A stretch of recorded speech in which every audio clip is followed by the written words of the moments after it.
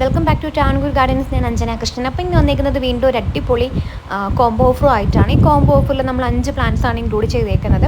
5 പ്ലാന്റ്സും ചെറിയ പ്ലാന്റ്സ് ആണ്. ചെറിയ പ്ലാന്റ്സ് എന്ന് പറയുമ്പോൾ തീരെ ചെറുതല്ല, മീഡിയം സൈസിനേക്കാളും കുറച്ച് താഴെ നിൽക്കുന്ന ഒരു ടൈപ്പ് പ്ലാന്റ്സ് ആണ് കേട്ടോ വരുന്നത്. ഇതിനകത്ത് ഇൻക്ലൂഡ് ചെയ്തേക്കുന്നത് ഫസ്റ്റ് വന്നേക്കുന്നത് ഓർക്കിഡ് റോസ് ആണ്.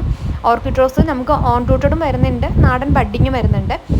നമുക്ക് മിക്സഡ് ആയിട്ടാണ്, കുറച്ച് തൈകൾ മാത്രമേ കിട്ടിയിട്ടുള്ളൂ. പിന്നെ ഈ ഒരു കോംബോ നമുക്ക് 5 പേർക്ക് തരാനുള്ള കോംബോ മാത്രമേ നമുക്കിപ്പോൾ അവൈലബിൾ ആയിട്ടുള്ളൂ കേട്ടോ. 5 പേർക്കുള്ള കോംബോ ആണ് ഇതിനകത്ത് വരുന്നത്.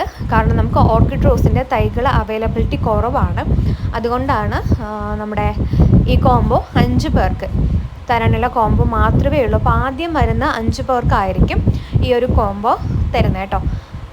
ഫസ്റ്റ് റോസ് ഓർക്കിഡ് റോസ് ആണ്, ഓൺ റൂട്ടഡ് അല്ലെങ്കിൽ നാടൻ ബഡ്ഡിങ്, ഇതിൽ ഏതെങ്കിലും ആയിരിക്കും തരുന്നത്. രണ്ടാമത് വന്നത് മാർഗോ കോസ്റ്ററിൻ്റെ റോസാണ്. മിനിയേച്ചർ മാർഗോ കോസ്റ്റർ ആണ്. ഒത്തിരി പേരുടെ കയ്യിൽ കളക്ഷൻസ് കാണാൻ ചാൻസ് കുറവാണ്. കുഞ്ഞു കുഞ്ഞു മുള്ളുകളാണ്, പ്ലാന്റ്സ് നിറയെ മുള്ളുകളാണ് കേട്ടോ.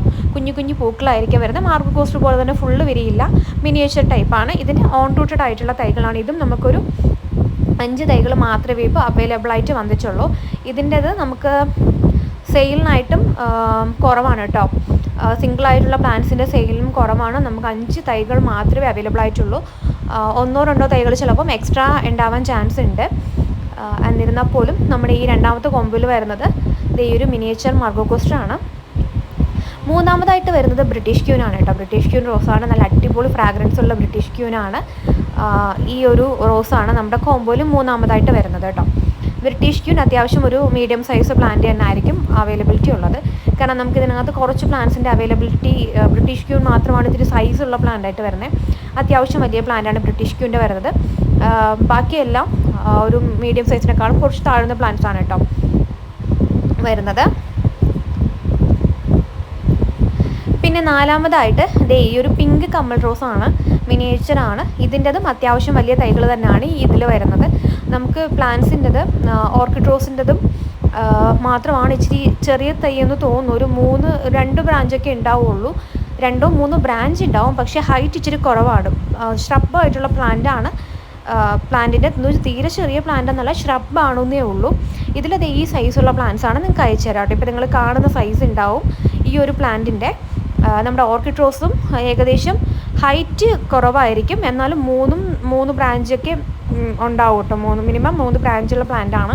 മിക്കവാറും മൊട്ടുകളോട് കൂടിയ പ്ലാന്റ്സ് തന്നെ ആയിരിക്കും തരുന്നത്. പിന്നെയുള്ളത് കാശ്മീരി റോസാണ് അഞ്ചാമതായിട്ട് വരുന്നത്. ഇതും ഓൺ റൂട്ടഡ് തന്നെയാണ്. നമുക്കിത് ഓൺ റൂട്ടഡ് കോംബോ എന്ന് വേണമെങ്കിൽ പറയാം, പക്ഷേ ഫസ്റ്റത്തെ റോസിൻ്റെ കാര്യം ഡൗട്ടാണ്. 5 പ്ലാന്റ്സ് നമ്മൾ മാക്സിമം ഓൺ റൂട്ടഡ് കളക്ട് ചെയ്യാൻ ശ്രമിച്ചിട്ടുണ്ടാകുന്നു, പക്ഷേ നമുക്ക് നാടൻ ബഡ്ഡിങ്ങും കൂടെ ഇൻക്ലൂഡഡ് ആയിട്ട് കിട്ടിയത് കൊണ്ട് മാത്രമാണ് ഫുള്ളായിട്ട് നമുക്കിതൊരു ഓൺ റൂട്ടഡ് കോംബോ ആയിട്ട് പറയാൻ പറ്റത്ത കേട്ടോ. ഈ കോംബോ വരുന്നത് 390 രൂപ ഇൻക്ലൂഡിങ് കൊറിയർ ചാർജാണ്.